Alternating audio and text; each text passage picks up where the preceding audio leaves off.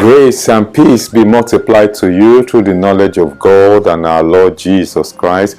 Welcome. Today we'll be looking at Christ is our real life. Christ is our real life. That is the true life of our being. And many times the Lord used that word, that I am the true food, I am the true shepherd, and we see that all through, especially in the New Testament, in the four Gospels, trying to tell us that every other thing is a shadow of Himself. In the whole universe, nothing is real except Christ. Nothing is real except Christ, and by that we mean that everything that was created in a positive sense is designed to point to the reality. The reality is Christ, and we'll be going through some of those items that at this time we afford us to look at. That nothing is real. The chair you're sitting on is not real. Some say, "What? The chair is not real. Why am I not falling down?" The chair is just teaching you a lesson that the true chair of life is Christ. The cloth you're wearing is not the real cloth. So join us as we go in this journey together. All things point to Christ as their reality. All things that add value to humanity, they are pointing to Christ. The lights that you have around you is not the true light. The true light is Christ Himself. So the food, like we said earlier on, the water that we drink, everything around were created by Him to preach Him. So all things point to Christ as their reality.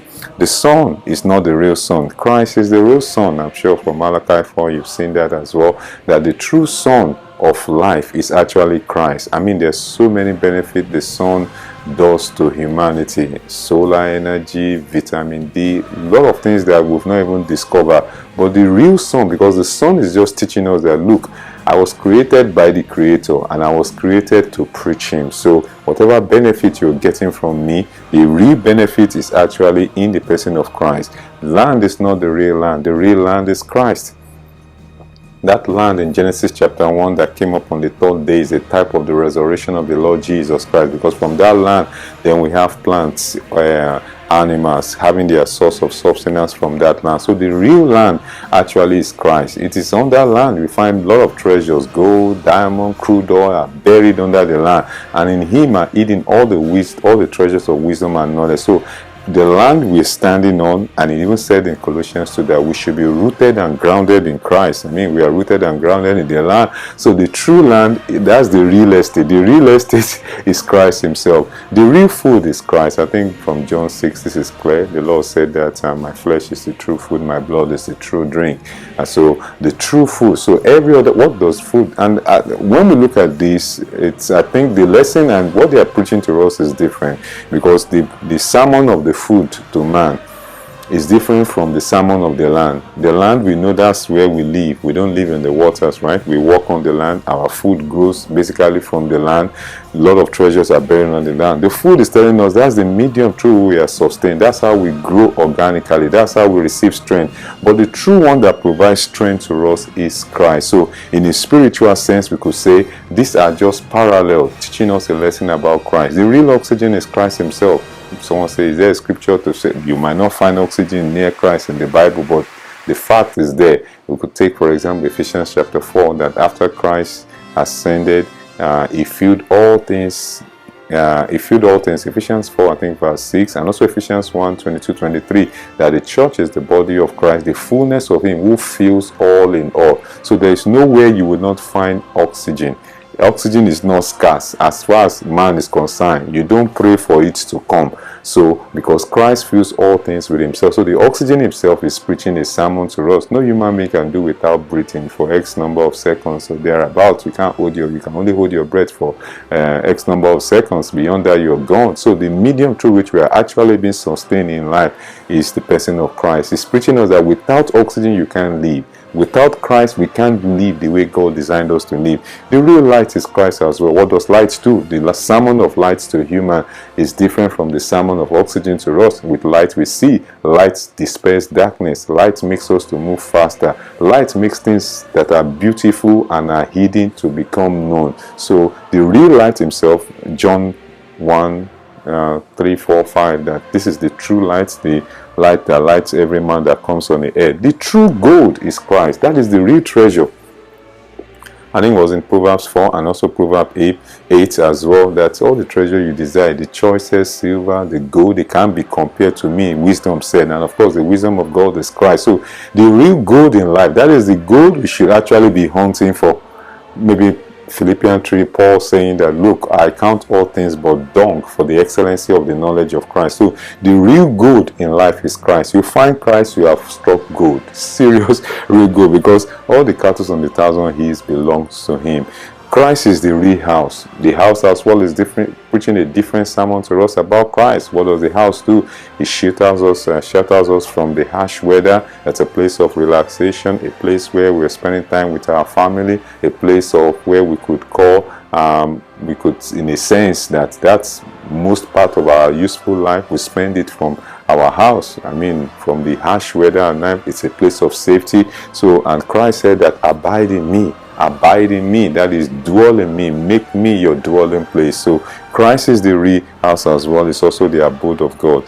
No spouse is real, Christ is the real spouse. I know this might, some might look at that and say, what do you mean by that? But technically, anything that is adding value to us, it's not for us that we are belittling our spouses. No. But it's just to make us see that the real spouse of life is Christ. That is, there's no person, I would say, under heaven, or there's no spouse under heaven that can be compared with Christ. Because no matter how helpful your spouse is, when you're sleeping and you're in the spirit world, I don't think your spouse has the ability to come there to help you physically, apart from maybe in the place of prayer. Not like the way Christ will do. When you're applying for example, a business, you're making a business proposal, a presentation, you need wisdom for your business. There's so much that they can do, because man is limited in itself. But the person of Christ, the love that he even has for us, wow, the love that made him to offer his life for us. So there's no real spouse like Christ. Every spouse is just pointing to Christ. Every true loving spouse is pointing to Christ as the very lover of our souls. The human life is not the real life. The real life is Christ himself. Colossians 4, that Christ who is our life. So we can just see all around us. I'm not saying they are fake life, fake food, fake clothes, fake houses and what have you. That's not the word we're using, but they are just shadows, if you allow us to use that. They are just teaching us a lesson. They are pointing us to the reality. They are pointing us that our focus should not be on those things. Maybe that's why Matthew 6, the Lord says that seek ye first the kingdom of God, and every other thing will be added unto you. That Christ becomes our focus, and from there, all this, the human life, he said, I have come that they may have life and have it abundantly. All things were created by him to preach him. They were created by him to preach him. So in creation of the food, the different vegetables, the nutrients, and every one of them have their unique nutrients that they bring, or they bring to the table to offer to humanity. The gold has its own reason why Christ created it. The water, the oxygen, they were created to preach him, to preach an aspect of him. So that even if someone said that, look, I don't go to church, I don't know much about Christ, like Romans 1, they are without evidence, because even the visible things of this world, they are just preaching and talking about the Lord himself. Even if you don't know the Lord as a true shepherd, you know that you live in a house, and you know that you have some kind of assurance in whether it might be an investment, or it could be like you have some security measures you have around you. Something is telling you that, look, the true shepherd of life is Christ himself. The true GPS is Christ as well. What a joy. There are two lives in every believer, the human life and the God and God's life, the divine life, the eternal life, Christ himself as our life. So these two lives are basically, the human life is what we inherited from Adam. Maybe let me not use that. The human life is the regular, natural human life. When man fell, that human life became corrupted, all kinds of demonic poison, the enemy is, the work of the flesh essentially. Now, upon the incarnation of Christ and his death and resurrection, we now have the God life, the eternal life in us. And someone will say, as a believer, do you have those two lives living in you? Essentially, once we give our life to the Lord Jesus Christ, we receive the life of God, which is what is called regeneration. Our spirit man is being reborn. And as we feed on the word of God, because this life, these two lives have their means of sustenance. The natural food sustains that which we need because we are still in this flesh, and the spiritual food as well. So that's why the scriptures say, like newborn babies, desire the sincere milk of the word of God. So we feed the life of God in us so that it will always have the supremacy each time there's a conflict between the human life and the divine life, or the spirit and the flesh, like Galatians says, for example. So what a joy that we have Christ in us, but we need to feed on the word of Christ, so that, because those words are spirit and they are life, they say food as well. So I have been crucified, Galatians 2:20. I have been crucified with Christ. It is no longer I who live, but Christ lives in me. And if you look at Galatians 2:20, you find out that I think there were 5 I's there. I, one, been crucified with Christ. It is no longer I who live. The life that I live now, it is not I who live, but Christ who lives it in me. Essentially, if you look at that scripture, Galatians 2:20, 19, 20, 21, there are probably 5 I. So there's the old I and there's the new I. The I that has been crucified, we could say, is the old man, the old flesh, through baptism. And now there's another I. It is no longer I who live, which is the old I. The life, but Christ lives in me. And so the faith I now live is by the faith in the Son of God. So this is the new I, which is what we essentially could call our real life. And that's what God wants us to live by. Christ, who is our life. Christ as our real life is the doing of God. No man, no mortal creature, no creature can have Christ as their life without the doing of God, because it is of God we are in Christ Jesus. It is the working of God. It is the doing of God. God took the responsibility after Adam fell to restore man to himself. And actually, this is the life God wanted man to live from day one. That's why, having created Adam, there was a tree of life that he was advised to eat from. We believe that tree of life is a type of Christ, so that as man feeds on that tree of life, the life of God will gain the dominance, or we have preeminence in every part of man's life. So Christ as our life is the doing of God. We were redeemed for Christ to live through us. So it's good for us to look at it from that perspective. What's the essence of our redemption? What's the purpose of our salvation? For me to be aware of it, 2 Corinthians 5, that he died for us so that we can live for him.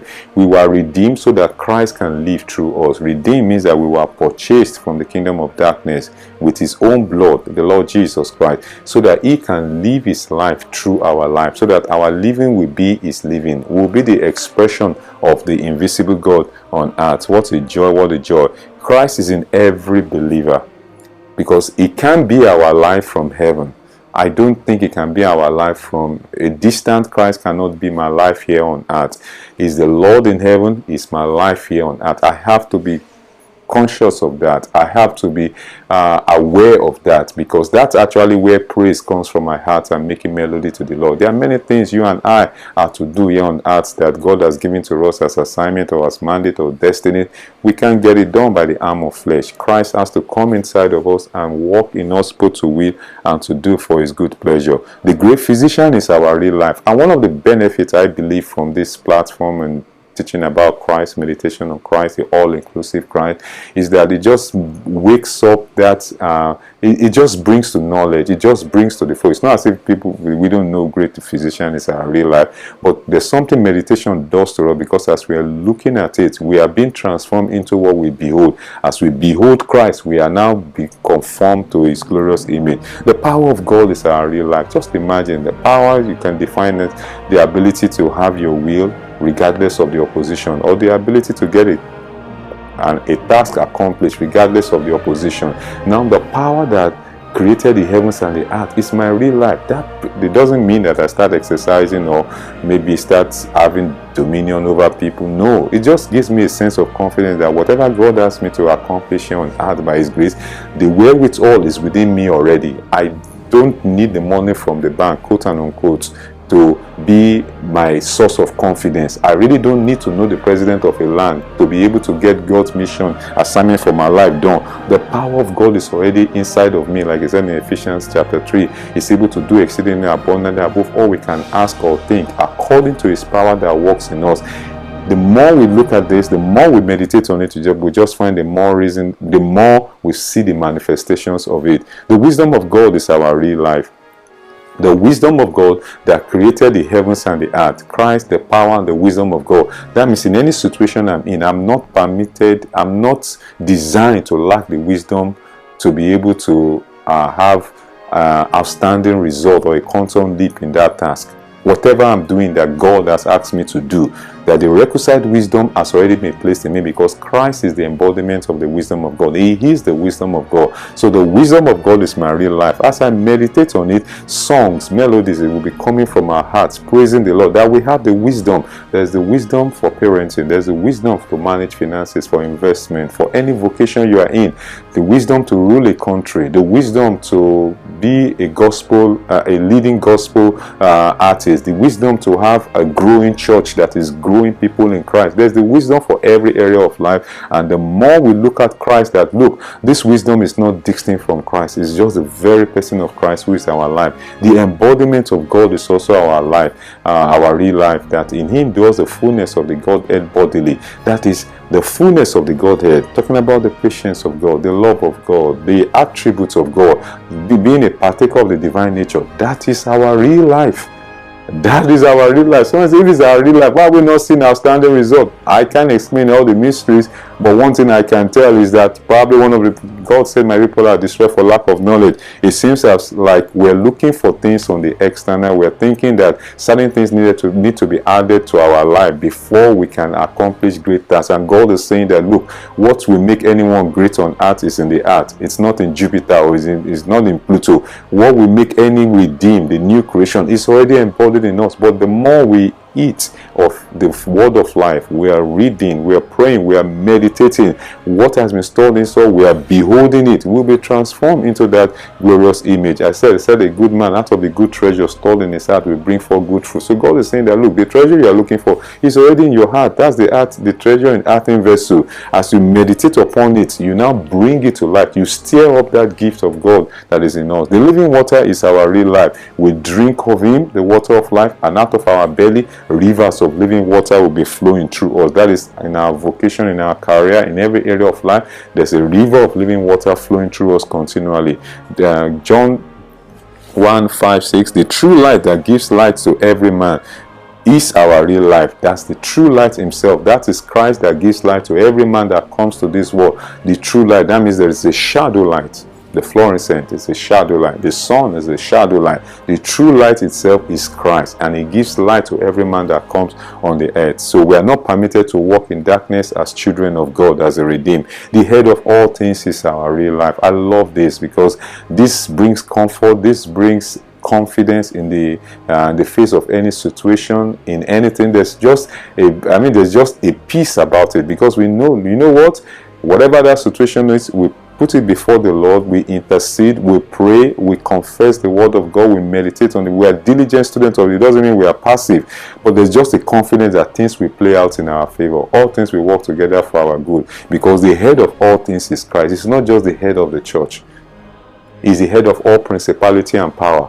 The ruler of the kings of the earth is this same Christ that is our real life. So that just gives us confidence that when we are trying to get support from outside, support in terms of we make man our idol, we make a system, our belief to be for example, on our faith is resting on something that is outside of Christ, then there's a problem somewhere. But we take all the due diligence. We are still living in this world. We respect the rules and regulations. We comply. We bring our A game. But our eyes are not on the wall, horses and the chariots, but on the living Lord himself. The Lord of hosts is our real life. That's the commander of the host in heaven. Not just in heaven alone, because host is not just heavenly host, also on earth. Yeah. Even the ants himself, the caterpillars, the what have you, the Lord is Lord over every one of them. That is our real life. So in the face of any warfare, we know we have the Lord of hosts in us, that the machineries of the universe are working in our favor. I mean, in the Old Testament, you find that the stars, the heavens were, hailstone was coming upon the head of the covenant people of God, Israel. It was anyone that comes against them was like they were fighting against God himself, or the creation of God. The ruler over the kings of the earth, Revelations 1:4-5, is our real life. So this just gives us confidence as well, and it also pushes us in the place of intercession and prayers, confidence. So if there's something we don't like in a system, in a nation, and probably maybe maybe in the company we are working for, anywhere, even in the church, that we feel some uneasiness about how things are being run or what have you, we just go to the Lord in prayers and intercession for our land. We go into intercession because we know that He has power and authority to cause His will to be done in any land. So it's not just Lord over Christian nation, but Lord over all the nation, ruler over the kings, the president, the queen of the earth. New birth is Christ becoming man's life. So the new birth essentially is Christ becoming our life. God is not satisfied that the human life, let's not say we are trying to improve the human life, refurbish it. To God is an abomination. Only Christ in us is what satisfies God. That is the only thing well pleasing unto God. That's why that prayer in Hebrews 13, 20, 21, I like saying that, may the God of peace who brought to our Lord Jesus Christ, make you perfect in every good work, working in you that which is well pleasing in His sight through Christ Jesus. God wants to work in us what is pleasing in His sight through Christ Jesus. That is the only thing well pleasing to God. Christ is the only thing, person, being that is pleasing unto God. That's why I say, looking unto Him, the author and the finisher of our faith. Baptism is putting the old man to death and receiving Christ as a new life. We can see also in Romans chapter 6 as well. We put off the old man. Whatever is born of the flesh is flesh. Whatever is born of the spirit is spirit. So in baptism, we go through the process, or we appropriate the crucifixion of Christ. That is the old man dying, and we are now being raised into a new life to live unto God, receiving Christ as our new life. What a joy. He came to replace the human life that is in us. Christ came to replace the human life in us. Christ came to replace the human life that is in us. The Lord Jesus Christ came. I say, I have come that they may have life and they may have it abundantly. The Lord came into my life, into your life as a redeemer of the law, so that I will not be the one teaching. So that I will not be the one that is the husband to my wife per se. I'm just a vessel. I'm just a container. He is the real husband to my wife. He is the real father to my children. He is the real wife to your husband. He is the real boss at work. That's what He wants to do. So He came to replace the human life that is in us. It doesn't mean that we die. No, we still live. Galatians 2. We have been crucified. Anyone that is crucified is not living physically, because crucifixion is to kill you. But spiritually, we are still living, but it's not us that is living, but it is the Lord that is living through us. I have come that they may have life, and they have it abundantly. So this life is not distinct from Him. This life is just Himself. The life that He has come to give to us is just Himself. He said, I am the resurrection and the life. So He comes to be our very life. What a joy. Christ, who is our life, Colossians 3:4. So we see this, it's not a concept, but this truth all over the New, especially in the New Testament. The types and shadows of it were in the Old Testament, but the reality, we see that in the New Testament, because the life of God as well is the Lord Jesus Christ, who has now come to be the very eternal life in us. So eternal life is not just something distinct from Christ. It's not the distinct life from Christ. That is actually Christ Himself living in human vessels. What a joy. He laid down His life to be our life. So it wasn't without a cost. There was a price for Him to be our life, and that price was what? Him being crucified. And He gave us a picture of this in John 12:24. Except a grain of wheat fall to the ground and die, it abide by itself. It is in the death of that grain of wheat, which He was talking about His crucifixion, now being raised, it produces many grains, which are us, His many brothers. What a joy. So He laid down His life to be our life. In resurrection, He became a life-giving spirit so as to be our life. So He became a lot of things to us in the new creation, because He wanted to be our life. For example, one of these very new term we see in the New Testament, which is only even in one place in the New Testament, that's 1 Corinthians 15:45b, that the last Adam became a life-giving spirit. So Jesus went to the cross and died, and upon resurrection we have Christ as the life-giving spirit. Now the Lord is the Spirit, because to give us His life, He needed to become a life-giving spirit. So we had the Spirit of God before his crucifixion. But the Spirit that God wanted to be in us is the Spirit of God that in Christ that has gone through the process of death and resurrection. So today is our life because the life-giving Spirit is in us. He is our real clothing. So like we said earlier on, so we said our real food, our real house, the real good, the real clothing I'm wearing. This is just a shadow clothing because what we wear is just to clothe our nakedness. And Galatians 3 say, put on Christ. And we put on Christ, that's the garment of Christ as well. So our real clothing is Christ because it reflects the beauty. I mean, it covers us from harshness, or whether if it's winter, you have to wear something, or else the person probably might not live to tell the story. It's also our real armor as well. That is our place. The name of the Lord is a strong tower. The righteous run into it and they are saved. So our true armor in life, in the face of anything, is Christ. That's why I said, he that dwells in the secret place of the Most High said, abide in me and I in you. That I in you. So we see that especially John 14, 15, 16, 17, because he was praying to the Father in those valedictory sermons, talking to the disciples, and his prayer was that he wanted us to abide in him, to live in him, so that it will be our armor. That is our weapon. That is our place of safety. What a joy. It's also our real rest. In Matthew 11, say, come unto me, all you that labor and are heavy laden, and I will give you rest. Is the true Sabbath, is the true land flowing with milk and honey, is the true one that gives rest. Joshua, Hebrews 3, Hebrews 4 as well, that he couldn't bring the covenant children of God to the true land of rest. The true land of rest is Christ himself. That's the only one that lays the claim, come to me, that I will give you rest. So no matter what the situation, is it financial rest, health rest someone needs, career rest, rest over whatever area, that is adding value to him. God says, come to me. You go to Christ, we get rest in him. What a joy, what a joy. Also is our real strength, that I can do all things through Christ that strengthens me. I mean, the list is endless. You could, whatever, and that's how songs are composed. I don't think I have the gift. I'm not sure it's one of my calling. I don't think writing song, but these are things whereby it just reinforces it, that even if we can't write song, we can make melody in our hearts to the Lord, singing psalms to him. You are my real strength, Lord. You are my real clothing. You are my real food. You are the real GPS of life. You are my real light. And before you know it, we just start bursting forth in the spirit, appreciating him. Also is our real dwelling. That is the real dwelling, our real house where we are dwelling. The house we are living is just a type. It's just a pointer pointing to Christ as the true dwelling place for us. What a joy, what a joy. Hallelujah. Christ is the real treasure. That is the treasure in earthen vessel. A treasure, essentially, we could define it as an asset that adds value to a person, a business, a nation, an organization, something they have that generates income, something they have that makes them to be a value-adding person or organization or a nation.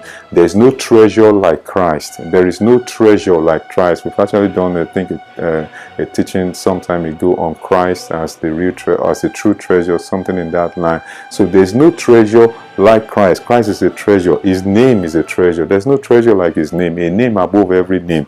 There's no treasure like his blood. There's no treasure like his word. There's no treasure like his person. There's no treasure like his salvation. There's no treasure like his revelation. I mean, everything about Christ is a treasure to us. So as we behold him, as we meditate upon him, our hearts will just be full of thanksgiving to the Lord. That is our real life. There's no real that Christ is the real medicine. I think it was in Proverbs chapter 4 where it talks that my word is like medicine. Let me see if I can be able to locate that. Proverbs chapter 4. That is the true medicine. Essentially, what is a medicine? A medicine is because there's an ailment in some part of the body, and an external aid is needed to be able to provide succor or to provide a solution to that part of the body that is going through such a thing. So if I look at Proverbs chapter 4, if I read verse 22, for they are life. Verse 21, let them not depart from their eyes, keep them in the midst of their heart. That's the word of God. For they are life to them that find it, and health to all their flesh. Health to all their flesh. That is the true medicine in life. I'm not saying if someone is going through medication, they should stop taking their medication. Please, that's not what we are saying.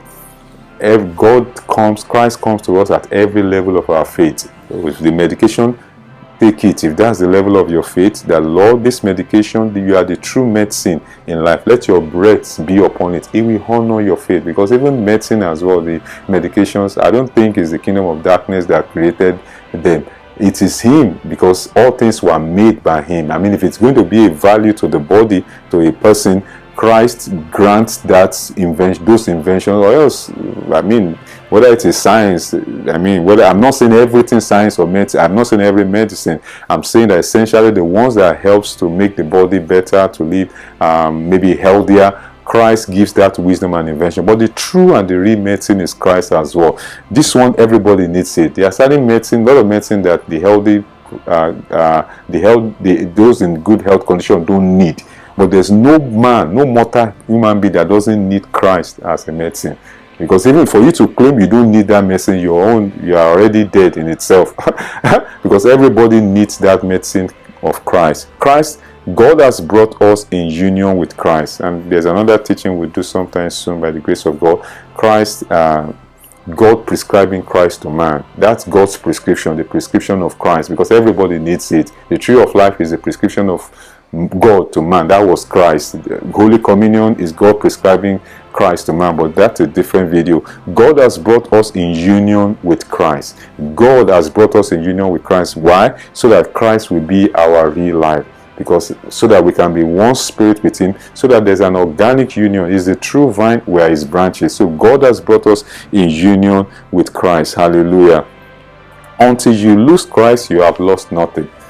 If it's possible, except it's not going to be said that John 10, that John 10:28, that no one can take anyone from his hand and from the Father's hand.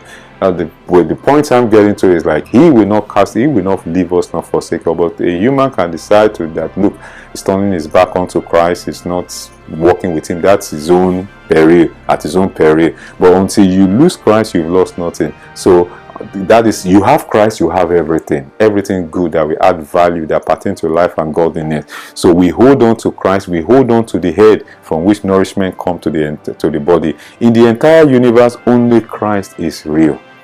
I think that's the summary of the teaching of today. In the entire universe, Christ is the only real. I don't want to use thing or the only real person. It seems like, wow, yeah, you just look around the computer. I don't think it's the airplane is not really Christ. The true airplane that will take us in a moment from earth to heaven when Christ comes is Christ himself. So you can see that nothing is real in the universe apart from Christ. So we see that they were all created to preach and to teach the person of Christ to us. What a joy, what a joy. It's not just our Lord in heaven, it's our real life, it's our life on earth. So it's not just a remote or a distant God to us, a distant Savior, no, or a distant high priest. It's our life here on earth here. So he redeemed us to live in us, to live through us, and to express himself through our life, so that we become his living epistles among men, so that the aroma of his self, of his presence, will be oozing forth from our life, blessing millions anywhere we go. That's why we are the light of the world, because the light himself is dwelling in us. It's our real life because we are one spirit with him. By our being one spirit with the Lord, we are one with the Lord. So there's no way it could be it could be our real life without us being one spirit with him. It's a mystery, that 1 Corinthians 6:17, that but he that is joined to the Lord is one spirit with him. We are one spirit with him because he is our real life. It's also our real life because we are members of his body. I mean, the life flowing in the hand is not different from the life flowing in the head or in the leg, because it's just one body. There's one body, there's one Lord, there's one spirit, one hope of your calling. So because we are members of his body, is our real life. The life that is in the left leg is the same life that is in the right hand. It's not a different life. So we see that we're in organic union with the Lord. What a joy. It's also our real life because he dwells in us. He lives in us. Ephesians 3, that Christ making his home in our hearts by faith. He's living inside of us, makes him our real life. What a joy, what a joy. It's our real life because we are born of God. Because we are born of God. We are born of God. This is an organic birth, because that's how we have the life of God. It's not just being adopted. Adopted children, I don't think, have the life of their foster parent. but we are born of God. The scripture says we are born of God. We have the life of God. He that is born of the flesh is flesh. He that is born of the spirit is born of the spirit. I mean, the DNA, we could say essentially, quote and unquote, which is my time, I look at it as the life of God is in us, because we are born of God. Christ is our real life. What a joy. For to me to live is Christ. Philippians 1:21. For to me to live is Christ. So we become conscious of this as we meditate, as we behold it. This is where the warfare in life is. This is where the warfare in life is, that our warfare in life, as I think 2 Corinthians chapter 10 talks about that. I think chapter 4, the weapons of our warfare are not carnal but mighty. No, chapter 10 verse 4, mighty through the pulling down of stronghold, bringing every thought to the obedience of Christ, because our warfare essentially are spiritual. The enemy is trying to keep us away from beholding Christ, because we have to bring every thought to the obedience of Christ. That's how we win in life. We win inward so that we see the outward victory. It's not the battle is not really outward. What is causing the outward is just is subservient to what is going on inward. That's why Jesus said, a good man out of the good treasure stored in his heart will bring forth good fruit, because it is what is in the heart that we manifest outside. So we keep looking at that. For to me to live is Christ. Also 2 Corinthians chapter 13, I think verse 5 thereabout, talking about Christ, that since you seek for a proof of Christ speaking in me, but Christ who is in you, who is mighty in you. So we feed on those words that the indwelling Christ is in us. And I love this one here in John 17. One of my favorite, on the closing statement of the Lord in his prayer in John 17, I in them, I in them, I in them. So today we've been able to look at Christ is our real life. We said nothing in the universe is real apart from Christ. Is the real land, is the real gold, is the real treasure, is the real house, is the real food, is the real sun, is the real water. So everything around us that is positive is preaching Christ. They were created to preach him. They were created to point to him, to point to man, that the true satisfaction in life is Christ. We said the real spouse in life is Christ himself, the husband of the church, the bridegroom of the church, who laid down his life for us. Does that mean we despise the other things in the earth? No, everybody has their place. Everybody has their space. We don't turn them to a God. Someone could be going over money. I will even say that the real money of life is Christ. The real currency of life is Christ. What is money or a currency? You don't eat the paper, but those papers carry a value that is a medium of exchange. And in God's economy, to transact with God, Christ is that medium. Christ is the currency of God. So we see anything adding value to us as human, making things easier for us or more efficient, is just a type of Christ. The oxygen we breathe is not the real one. The real oxygen is Christ himself, who fills all things with himself. And this same Christ who is our life is not just our Lord in heaven. It's our life here on earth. It's the wisdom of God, it's the power of God, it's the embodiment of God, it's the grace of God, it's the glory of God, it's the light of God, it's the true light, it's the true shepherd, the true vine. I mean, the list is endless, the unsearchable riches of Christ. As we meditate on him, songs in our hearts will be making melody to the Lord, and we start seeing more manifestation of himself being our real life here on earth. What a joy that we have essentially two lives in us as believers. We have the human life and the God life, and the divine life or the human life. That is Christ as our life. As we feed on the word of God, as we fellowship with the Lord, we just find out that